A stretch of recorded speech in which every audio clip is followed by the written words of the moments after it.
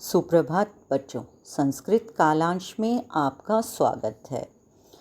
आपने अब तक पढ़ा कि इंद्र के द्वारा पूछने पर कि वो क्यों सुरभि जो गायों की माता है वो क्यों रो रही है, तो सुरभि के द्वारा कहा जाता है कि मेरी हजारों संतान होने पर भी मैं सभी के प्रति समान स्नेह करने वाली हूँ, लेकिन जो दीन है उसके प्रति मेरा दुखी होना स्वाभाविक ही है। उसकी यह बात सुनकर इंद्र का हृदय भी द्रवित हो जाता है और वो उसे सांत्वना देते हैं और उसे कहते हैं कि सब अच्छा होगा, कल्याण होगा, कि तुम जाओ। अचिरात एव और बिना देरी के ही, अचिरात जमा एव व्यंजन संधि त को द हो रहा है। अचिरात यानी कि बिना देरी के, चिरम होता है चिरात देरी से, लेकिन अचिरात बिना देरी के। चंड वातेन तेज हवा के साथ, मेघ रवैष्ठ बादलों की गर्जन से। ग्रवई ध्वनि शब्द के लिए प्रयोग में लाया जाता है, तृतीया विभक्ति और बहुवचन। विसर्ग को श हो रहा है, च पीछे होने के कारण विसर्ग संधि। सह प्रवर्षः समजायत, बारिश वर्षा होने लगी।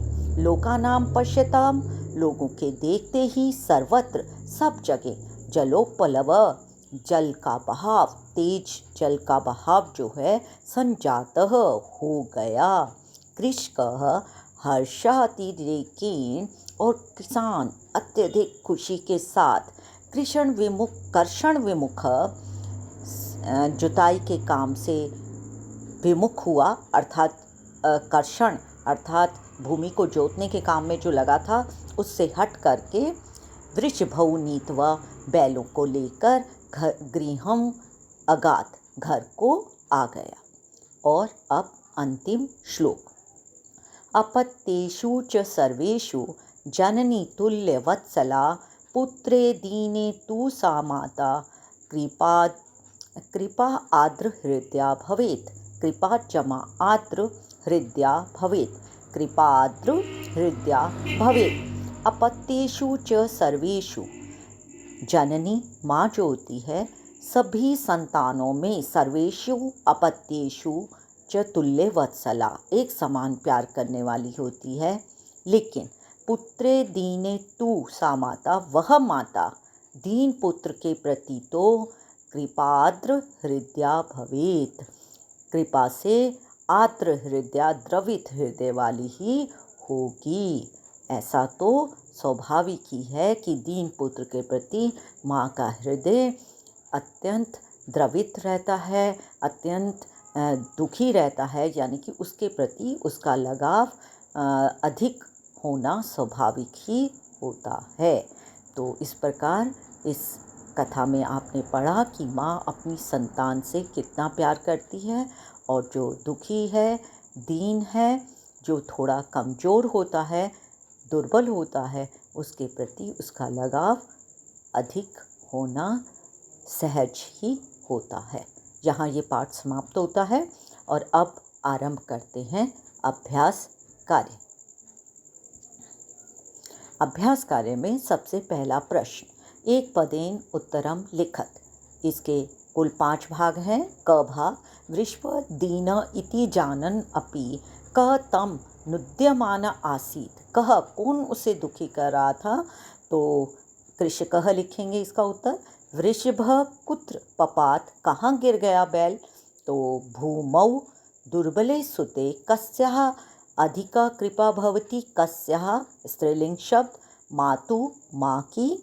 कयो एकः शरीरेण दुर्बल आसीत, कौन कयो एकः शरीरेण, किन में, तो आप लिखेंगे द्वयो वृषभयो या फिर वृषभयो, बैलों में से एक शरीरेण दुर्बल आसीत। चंडवातेन मेघरवैष्ठ सह क, तो आपके पास प्रवर्ष बारिश वर्षा समजायत। दूसरा है, और आपको एक बार फिर से बता दूं कि एक पदेन उत्तरत या पूर्ण वाक्येन उत्तरत, यह प्रश्न आपको अनुच्छेद देकर ही पूछे जाएंगे। पूर्ण वाक्येन, कृषकः किं करोति स्म, किसान क्या कर रहा था? तो क्षेत्र कर्षणम, और किन के साथ? बलिवर्दाभ्याम क्षेत्र कर्षणम करोति स्म। ये वाक्य आप लिखेंगे ढूंढकर। माता सुरभि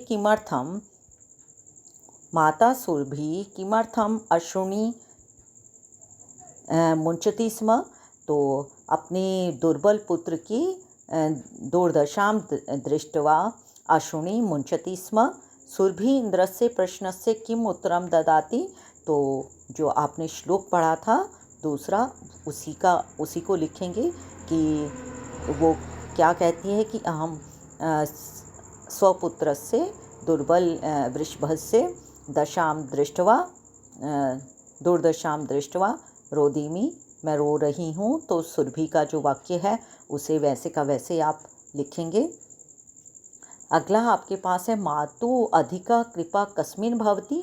तो दीने पुत्रे प्रति, दीन पुत्र में इंद्रः दुर्बल वृषभस्य कष्टानि अपकर्तुं किम कृतवान, क्या किया उसने? कि चंडवातेन अचिराद एव चंडवातेन, जो अभी आपने अंतिम अनुच्छेद में पढ़ा वही पंक्ति आप सबसे पहले लिखेंगे। जननी कीदृशी भवति तुल्य वत्सला, जो पाठ का शीर्षक है वही लिखेंगे। पाठे अस्मिन् कयो संवाद विद्यते, किनके बीच में संवाद हो रहा है?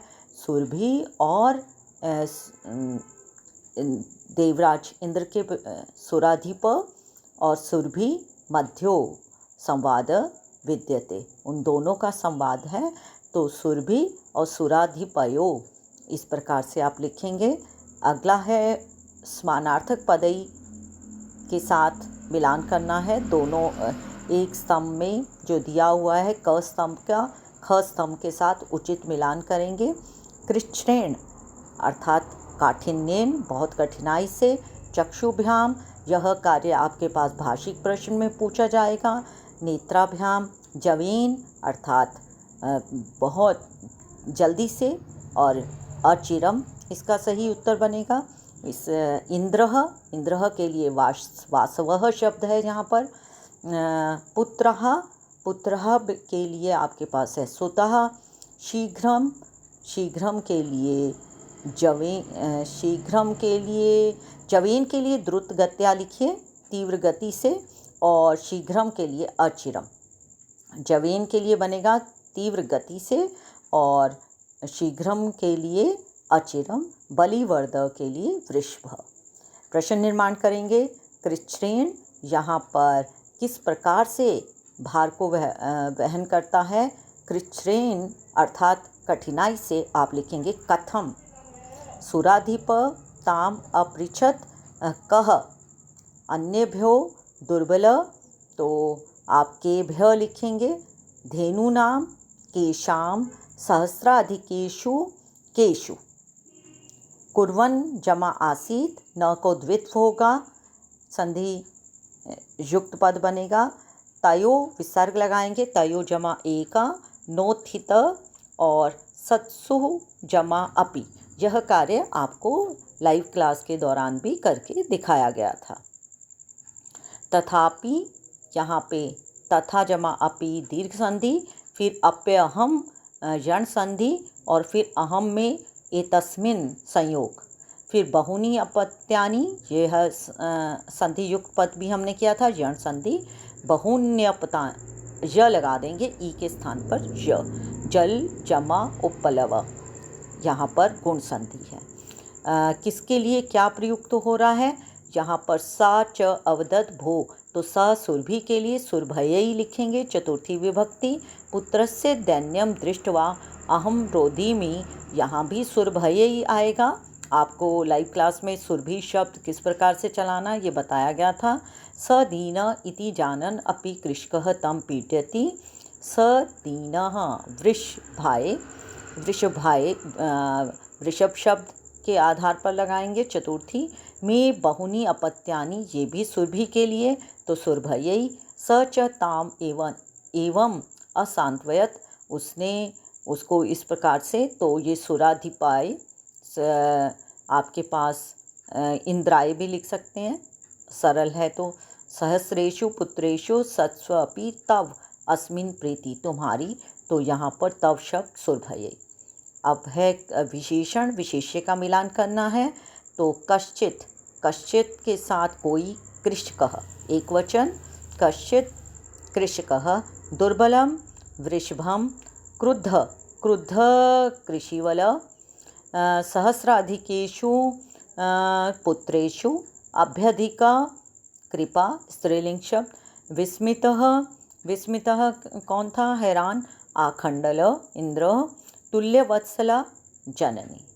तो यहाँ विशेषण विशेष्य और किसके लिए सर्वनाम शब्द प्रयुक्त हो रहा है, या समानार्थक का मिलान, यह सब भाषी कार्य में पूछा जाएगा। तो यहाँ ये सातों प्रश्न हमने समझाने का प्रयास किया मैंने, और आप इन्हें अपनी संचिका में करेंगे। आज के लिए इतना ही, और अगले कालांश में व्याकरण का उपविषय लेंगे, वाच्य परिवर्तन, और उसे आरंभ करेंगे। आज फिर मिलेंगे, तब तक के लिए धन्यवाद। भवेत् तावत् शुभम मंगलम।